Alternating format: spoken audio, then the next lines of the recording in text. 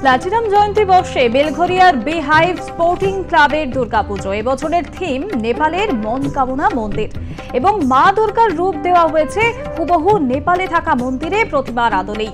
মণ্ডপের সঙ্গে সামঞ্জস্য রেখে তৈরি প্রতিমা, যা নজর কেড়েছে দর্শনার্থীদের। অভিনব এই ভাবনা জিতে নিল আর+ নিউজ শারদ অঞ্চলের সেরা সম্মান 2025-এর শিরোপা।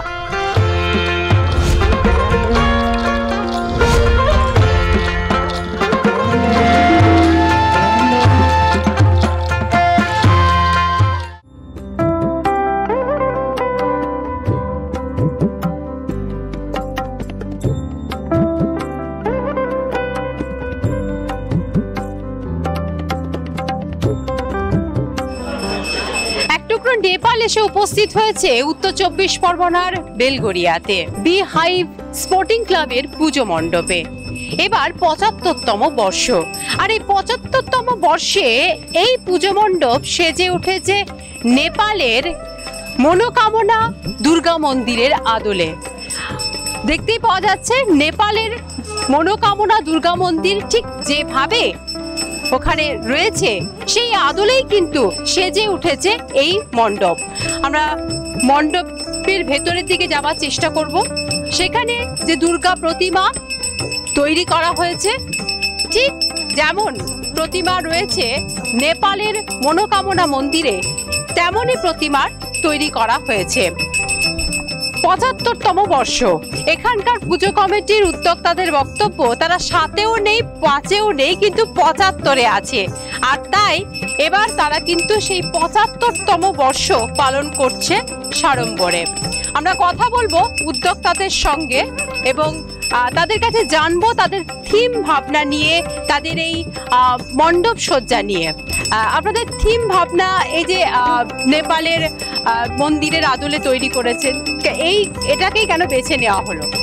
দেখুন, আমরা প্রত্যেকেই পাহাড় প্রেমী, পাহাড় ভালোবাসি, এবং যে শিল্পী তার নাম না করলেই নয়, অনিত নন্দী এবং তার সহযোগী টিম, তারা আমাদের এই মন্দিরটি এখানে রূপদান করেন।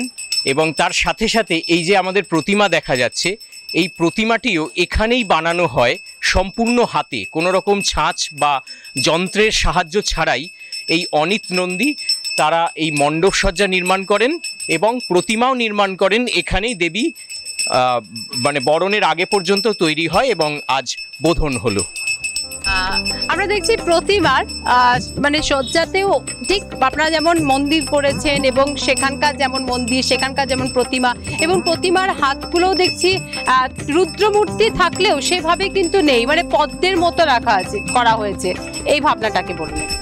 আপনি যদি ইতিহাস দেখেন, দেখবেন দুর্গার যে অসুরবধের ঠিক মুহূর্তে মা যে রূপ ছিল, সেই রূপ সমস্ত জগদ্ধাত্রীর উপর মাঝে একটা অদ্ভুতভাবে একটা তার করালো মূর্তি। সেই মূর্তিটা একমাত্র আমরা দেখতে পেয়েছিলাম নেপালে মনোকামনা মন্দিরের সেই মূর্তির মাঝে। আর নেপাল হচ্ছে এমন একটা রাজ্য বা দেশ যেখানে হিন্দু ধর্ম অনেকটা শিকড় অবধি তারা ওখানে গভীরে আছে। আমরা চেয়েছিলাম যে এমন একটা মণ্ডপ করি 75 বছরে, যেখানে আমাদের ধর্মের একটা প্রাচীন ঐতিহ্যও থাকবে, সেই সাথে আমাদের সমস্ত পরিকল্পনাগুলো একসঙ্গে মিলেমিশে একাকার হবে। আপনাকে বলেছিলাম একটু আগে যে আমরা এই 7-এও নেই 5-এও নেই যে ক্যাপশনটা আছে, আসলে আমরা কোনো অশুভতে আমরা 7-এও নেই 5-এও নেই, কিন্তু যে কোনো শুভ কাজে আমরা এই 7-5 মিলে এই সব 75 মানে এটা মিলিত, সেখানেই আমরা এই 75-এর আমরা দৃষ্টিভঙ্গি আর কি। শুধুমাত্র মণ্ডপ সজ্জা নয়, আলোকসজ্জার দিকেও কিন্তু খুব গুরুত্ব দেওয়া হয়েছে এই মণ্ডপে। আর এত সুন্দর মন্দির এবং আলোকসজ্জার জন্য আর+ শারদাঞ্জলি 2025-এর পুরস্কার তারা কিন্তু জিতে নিয়েছেন।